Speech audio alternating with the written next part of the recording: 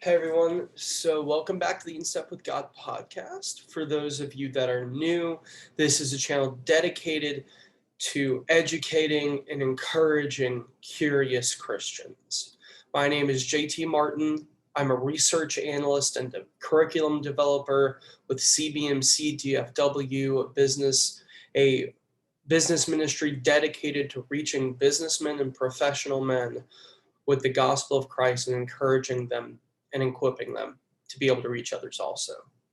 Aside from what I do with CBMC, I am an aspiring apologist. I do a lot of work with philosophy, theology, and ancient church history and ancient history to have a better understanding of the formative periods of the Christian faith and being able to and trying to rediscover the ancient perspective and the ancient practices of our faith so that we can understand our past, our history, and be rooted in Christ and his teachings more fully.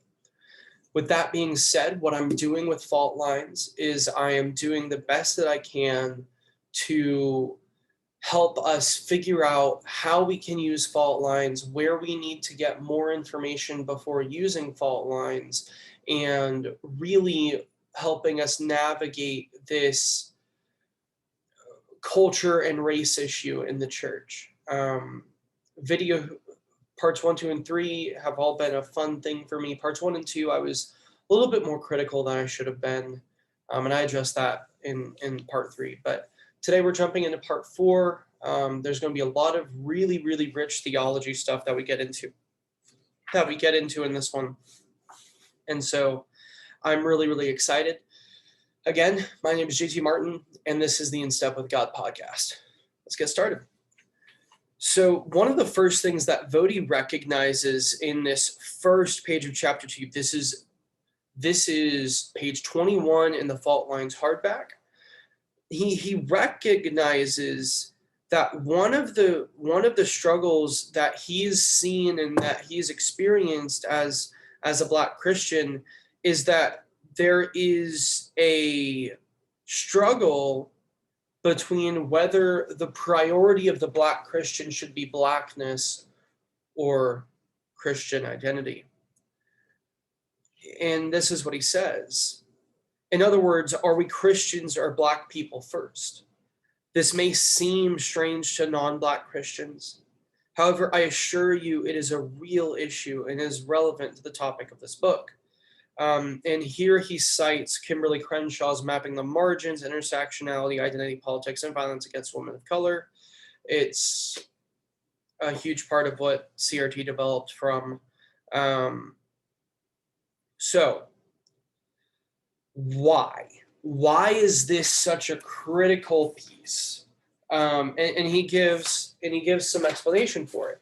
So at the bottom of page 21, he says this: Black nationalists have often argued that Christianity is the white man's religion, and the whites used it to encourage slaves to be docile. This did happen to a certain extent. Not going to shy away from that. There were Christians who happened to be white who used it in a horrible way, but that's nothing new to history. Historically, there have always been people who used God's word to accomplish horrible things. That's nothing new. The quote-unquote white man is not unique in that regard. And so, Vody's still talking about some testimonial pieces, but I'm not gonna really touch a whole lot of that. So what I do want to point out here, though, is this. Vody says this: when we come to Christ, our identity is transformed completely. As Paul tells us, from now on, therefore, we regard no one according to the flesh. Even though we once regarded Christ according to the flesh, we regard him thus no longer. Therefore, if anyone is in Christ, he is a new creation. The old has passed away, behold, the new has come. So there's a couple of pieces here that are really, really important. One, despite popular narrative, we don't regard Christ according to who he was physically on this earth. That's part of what this passage is saying. It's this idea that Jesus doesn't have a race. Jesus of Nazareth has a race, but the resurrected Christ does not have a race. And I think that's a critical piece. That's something we need to understand. That is something we need to get, is that Christ doesn't have a race. The resurrected Christ does not have a race. Then our identity is transformed completely.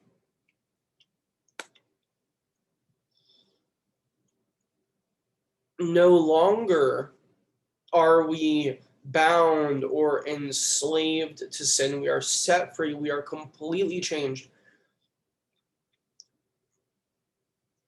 And so,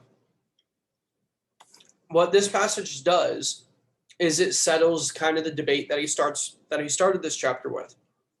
If our identity has been completely transformed, nothing should come as an identity before our faith. Nothing.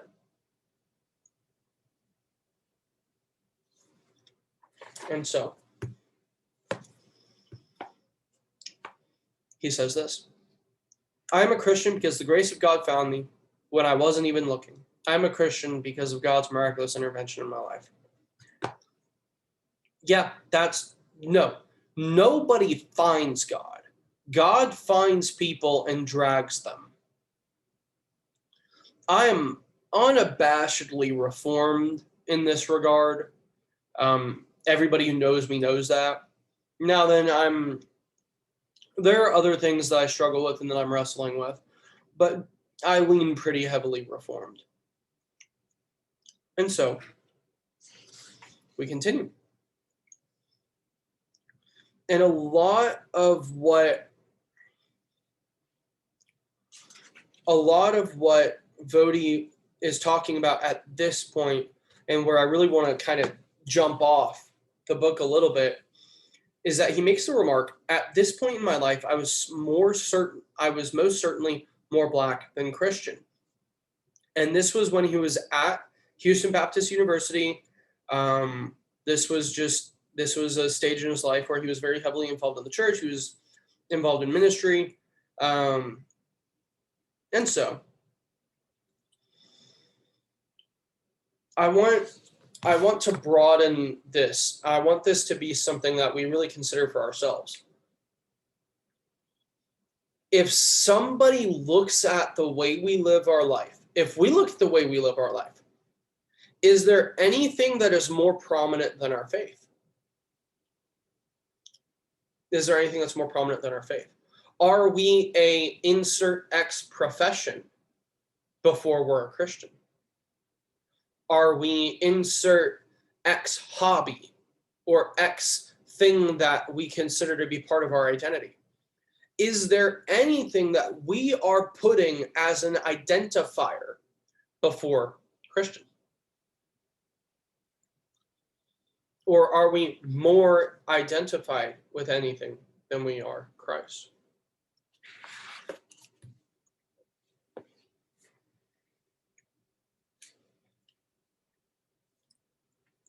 So, where Vodi gets really awesome, and earlier on in the book, I didn't know if he was going to talk about this or not, so I'm excited to see that it's here. But he talks about Ibram X. Kendi in a recent tweet, said this: the job of the Christian is to liberate oppressed people from their oppressors. More specifically,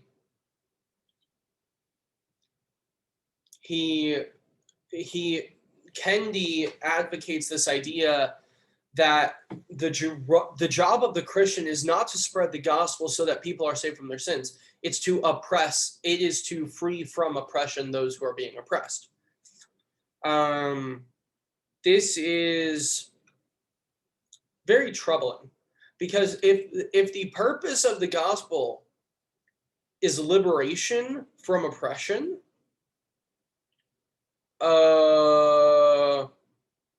it's definitely not what Jesus did.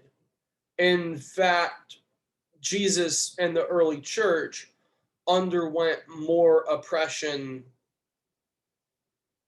than most things.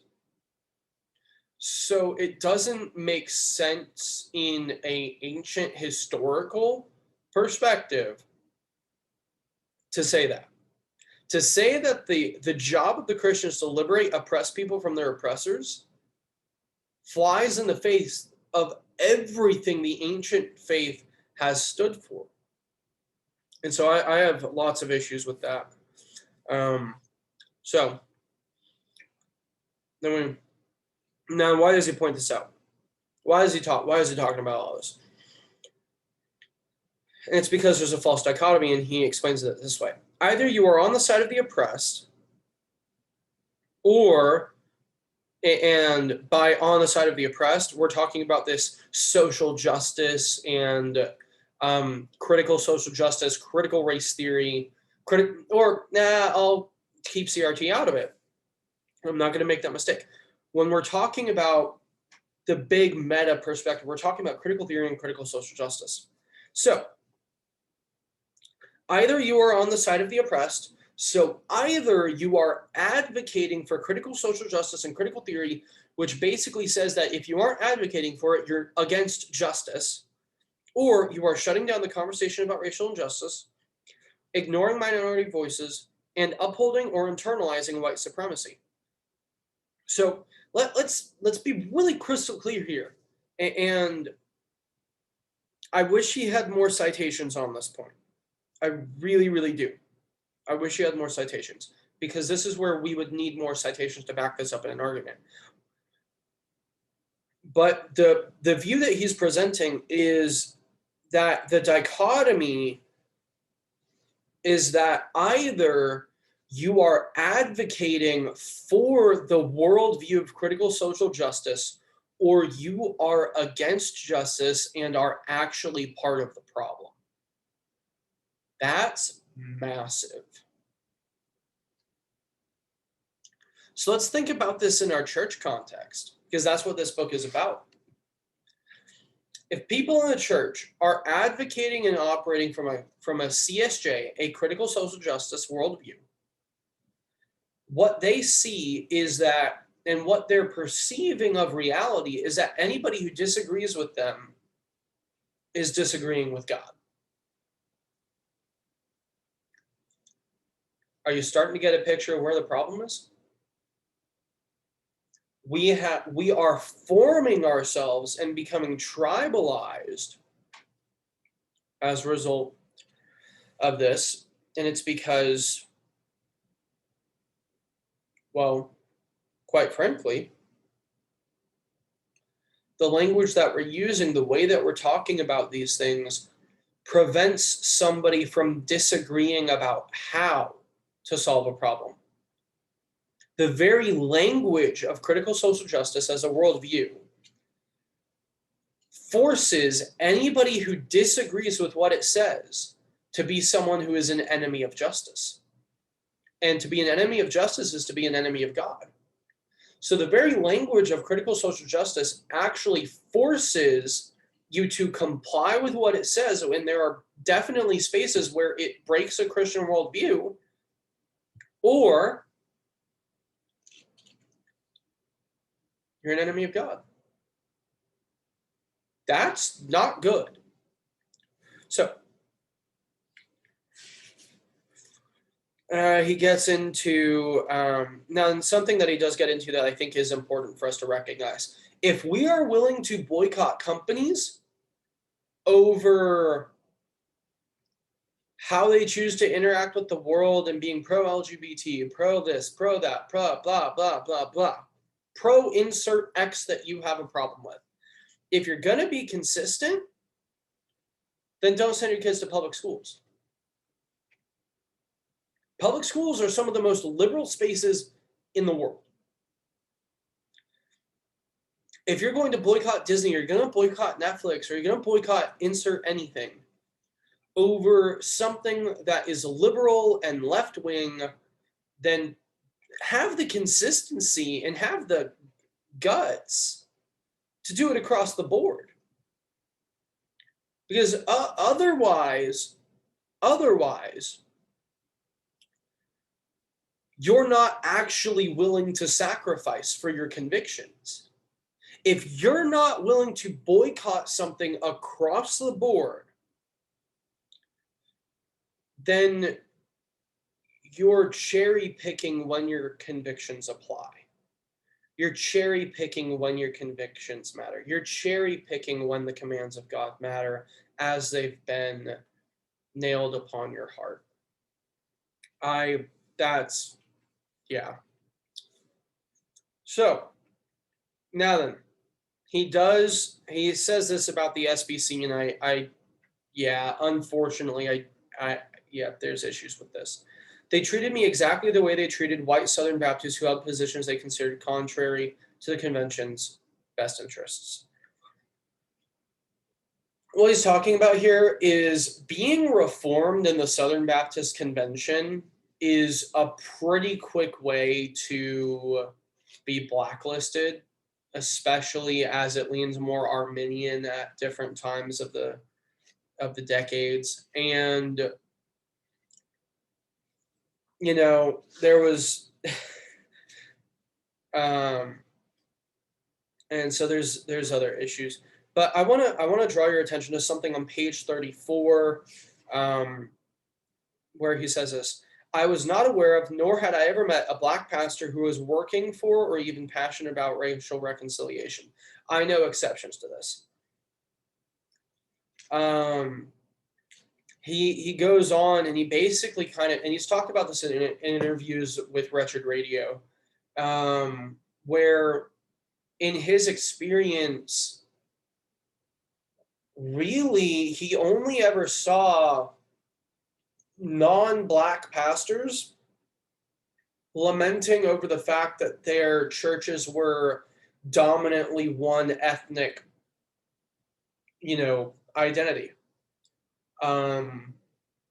He never really saw that from black pastors, and I can see where that would be hard for someone like him. I can see where that, given how much he cares about justice biblically, I can see where he has issues with that, where it's like so now then, Antoine Malone and Marcus, men that I look up to, they do have some additional thoughts on this, that kind of help it provides an even tempering, because I think that while Vody is right about a lot of things, but I think he also paints a one-sided picture. I think that in a lot of ways, so I think this is the way I would put it. I don't know many white people who are willing to go to a black church because of how different those churches are in terms of the practices. Like it's a culture thing, unfortunately. And if we really want to cross the divide, we have to break those barriers. And he may talk about that later on in the book, but I know that's something that Antoine and I have talked about a fair bit. Something that I both positively and kind of negatively recognize about myself in this book. He's talking about his kids on 35, and he goes, well, they also grew weary of having to live in the shadow of a father who, besides having dragged them into environments where they were ethnic others, because Vody went into a white church after predominantly being in a black church. And there were some interesting things that got said to him. But they also had a father who was a propensity for being the occasional theological lightning rod. Anybody who knows me knows that my life is kind of heading in that direction as well. I've gotten into a lot of disagreements with people. Some understandable. Some happen for the right reasons, and others because, well, I struggle with pride and I have lots of flaws. As my boss Stan likes to say, we're all jacked up. And so then, so here's where we get into some of the statements that Vody received from Black pastors and Black leaders in the churches. Finally, according to some, that season of my life was a challenge for Black churches that I didn't serve. One of the most stinging charges I faced after leaving the world of predominantly Black churches was that I was guilty of robbing the Black church of her best and brightest. To some, the idea of well-educated, gifted, experienced ministers of the gospel who could have been serving the Black church but weren't was treason of the highest order. And some were not shy about telling me so. One Black pastor, after complimenting me on the sermon I had just delivered to his congregation, said, "It's a shame that brothers like you take your gifts and go serve white folks." I don't have the experience. It's not to say I don't have the experience. Nor do I have the research background to speak into what's going on in that passage. But that does trouble me.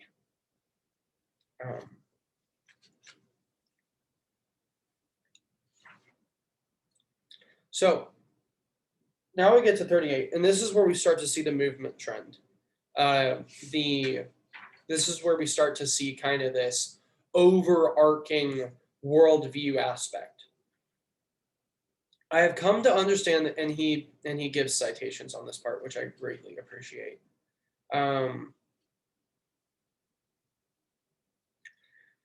I've come to understand that the critical social justice movement is global. Just like people in the US are arguing that racial disparities are de facto evidence of racism and white supremacy, the global version of CSJ is arguing that the same is true in regard to global inequities. Thus, power and resources must be redistributed not only within nations, but between them. And since America is the wealthiest nation on earth, guess who needs to check their privilege and divest themselves of power the most? I have come to realize that culture does matter, that not all cultures are equal, that Christian cultures produce the highest levels of freedom and prosperity and the lowest levels of corruption and oppression in the world, and that transforming culture is a laudable and worthwhile goal. So, and that's kind of when we kind of shut the book, right, for right now. So, what's the key pieces going on here? What Vody is doing is he's painting a picture of what's going on, what's been going on in his life, what's going on in his experience of the church. He's painting a picture so that way Christians can understand the damage that critical social justice is causing as a worldview. And so rather than really touching on these hot topic ideas that he's dealing with, I'm going to stay in kind of my lane and give an example from history. So, for those of you who may have read the article, I talk about one of the heresies in ancient history that I tend to deal with the most in contemporary culture is Donatism. It's this, because of some sin, you're ineffective. What you do as a minister is ineffective. That was basically the idea, was that if you had some hidden sin, God couldn't actually use you in performing sacraments and things like that. We see that coming as a resurgence, and I'm not confident enough to say that I'm seeing Donatism happen in the race space, but I'm starting to get concerned that it might come to that. I think that there are certain aspects that are concerning to me. I see a lot of kind of Donatist leading type language in critical social justice and things like that, because it's this idea of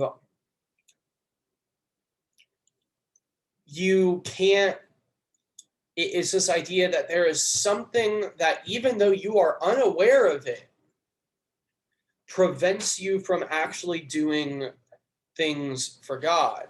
And so that is a larger piece of kind of what's going on in that regard and in that world. And so I don't know. That's something I'll be thinking about more. You might see an article about it once I've had time to talk to more experts and do a little bit more reading. But I am concerned that people are starting to operate in a Donatist framework as it relates to race. And I think that's compounding some of the issues that Vodi talks about. So yeah, this, again, we're kind of in a testimonial period, but there were some good theological things that we could talk about as a result of that. This book it has so much information. It has so many good things. And again, it's all about what's happening inside the church. My name is JT Martin. This is the In Step with God podcast. We'll see you next time.